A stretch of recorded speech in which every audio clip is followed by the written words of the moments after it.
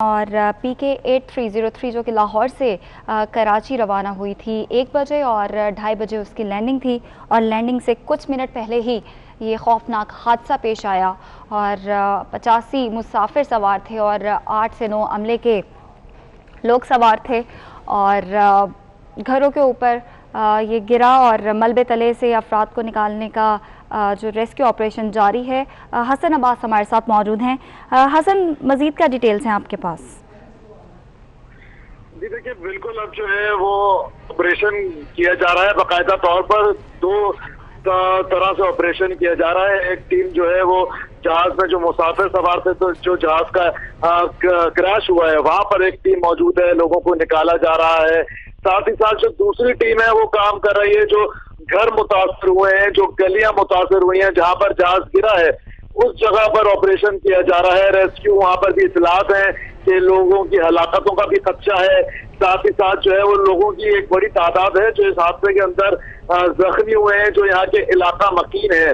अब यहाँ पर अगर हम बात करें मॉडल कॉलोनी के हवाले से, तो यहाँ पर पतली पतली गलियां हैं, घर एक दूसरे से बिल्कुल मिले हुए हमें दिखाई देते हैं। तो यकीनन रेस्क्यू टीमों को भी मुश्किलात का सामना करना पड़ रहा है और जो इंतजामी इदारे हैं उनको भी जो है वो मुश्किलात का सामना है। एक टीम जो है वो जहाज पर लगी हुई है, वहां पर ऑपरेशन किया जा रहा है, तो दूसरी टीम हमें दिखाई दे रही है जो इलाके के अंदर नुकसान हुआ है, जो घर टूटे हैं, जो गाड़ियों में आग लगी है, जो मोटरसाइकिलों का नुकसान हुआ है, जो मलबा गिरा है घरों का, मलबे से लोग जख्मी हुए हैं, लोग जो घरों के अंदर थे, जो घरों की दीवारें गिरी हैं उससे लोगों का जख्मी होने का खदशा जाहिर किया जा रहा है। तो यकीनन जो हमारे इदारे हैं खासतौर से रेस्क्यू के, उनको मुश्किलात का सामना करना पड़ रहा है। तयन नहीं किया जा रहा कि किस जगह पे जो है वो लोग हो सकते हैं, किस जगह पर जो है वो जख्मियों की तादाद ज्यादा हो सकती है। हमने देखा कि एक बड़ी टीम रेस्क्यू की भी वहां पर इलाके के अंदर मौजूद है, तो फायर ब्रिगेड की टीमें भी मौजूद है, उसके अलावा पुलिस और रेंजर्स की एहलकार भी वहां पर मौजूद है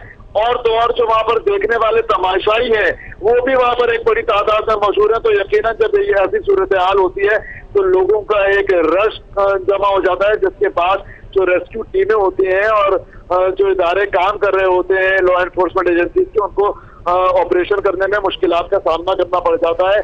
अब जब हमारी अब से कुछ देर कबल मेयर कराची से बात हो रही थी, उन्होंने भी तमाम तर इदारों को ये हिदायत दी है कि फौरी तौर पर जाए वक्फा पर पहुंचे।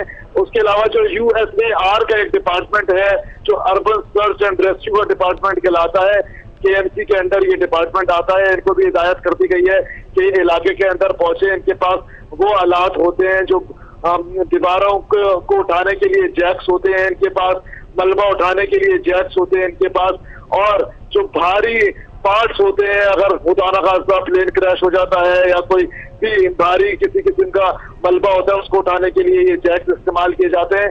उनको भी हिदायत दी गई है कि वो फौरी तौर पर जाए वक्फा में पहुंचे और ऑपरेशन के अंदर हिस्सा लें। साथ ही साथ अगर हम बात करें इस इलाके के हवाले से, तो ये बिल्कुल 400 से 500 मीटर का फासला है एयरपोर्ट का।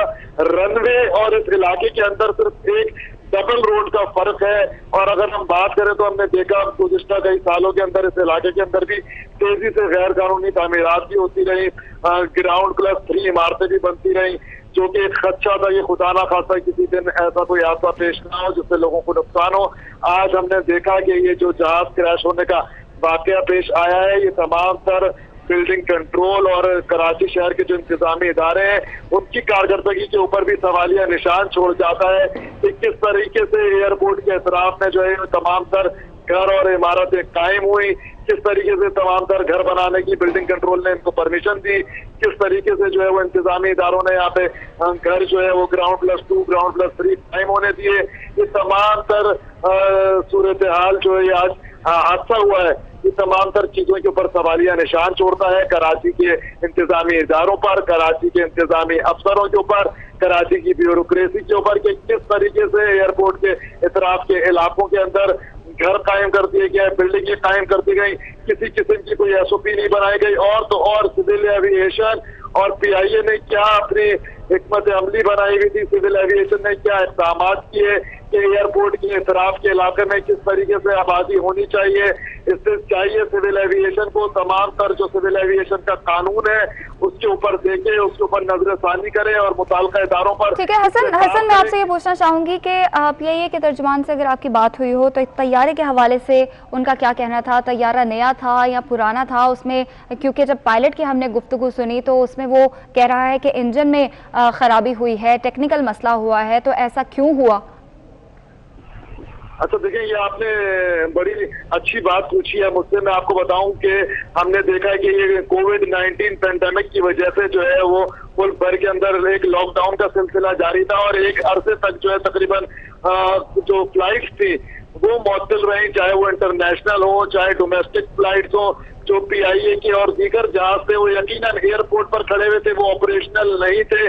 जब वापस जो है वो डोमेस्टिक फ्लाइट्स और इंटरनेशनल फ्लाइट का अगर ऑपरेशन शुरू किया गया तो उसमें क्या सिविल एविएशन की जानिब से हिकमत अमली थी? क्या पीआईए ने लॉकडाउन के बाद और वापस जो फ्लाइट ऑपरेशन शुरू हुआ उससे पहले क्या तमाम तर अपने जहाजों का जायजा लिया? क्या तमाम तर उनको देखा कि ये जहाज इतने दिनों से खड़े रहे, ऑपरेशनल नहीं रहे?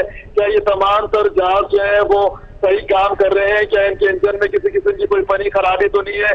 क्या इनमें किसी किस्म का कोई टेक्निकल एरर तो नहीं है? ये तमाम तर सवालिया निशानात हैं जो यकीनन सिविल एविएशन और पीआईए की कारकर्दगी के ऊपर आ चुके हैं। अब चाहिए तमाम हमारे जो इदारे हैं उनको इस पर सोचना चाहिए, इसकी जांच पड़ताल करनी चाहिए, इस पर इंक्वायरी यकीनन होनी चाहिए कि इतने दिनों से ऑपरेशनल फ्लाइट ऑपरेशन जो थे वो मअतल हुए थे। जब फ्लाइट ऑपरेशन बहाल किए गए तो आया, उससे पहले जहाजों की इंस्पेक्शन की गई, उससे पहले जहाजों की टेक्निकल और नॉन टेक्निकल चीजों को देखा गया। क्या उससे पहले तमाम तर जहाजों का पूरा जायजा लिया गया कि इतने अरसे ये तमाम तर जहाज ऑपरेशनल नहीं रहे, इनमें किसी किस्म की कोई फनी खराबी तो नहीं? क्या इनके इंजन में कोई खराबी तो नहीं? या बगैर जांच पड़ताल के, बगैर इंस्पेक्शन के ये जहाज हवा में उड़ा दिए गए और इतने left heading 110 climb 3000. Left heading confirm. Left heading 110 climb 3000. 110 climb 3000 Pakistan 8303. 8303 you are jumping altitude 2000. Sir, we have just give me 2000. So maintain 2000. 8303 most value showing 1800 feet at descent.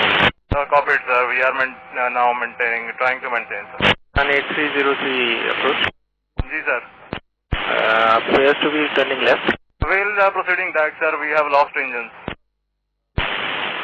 Confirm you are carrying out belly landing. Runway available to land at 25. Clear, Mayday, Pakistan 8303.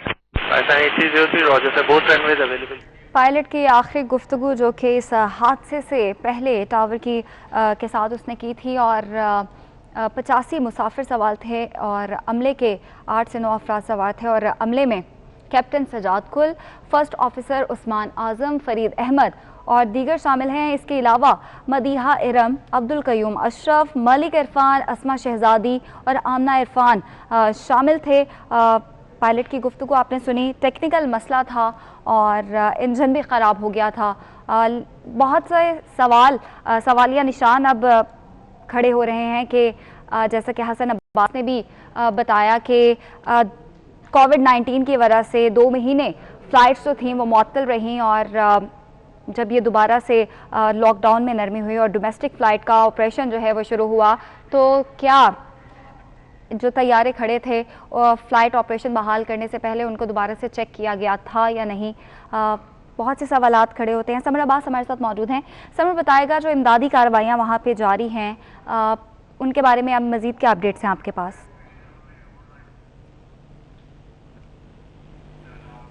Summer, आपको मेरी आवाज़ आ रही है तो बताइएगा। वहाँ पे जाए हादसा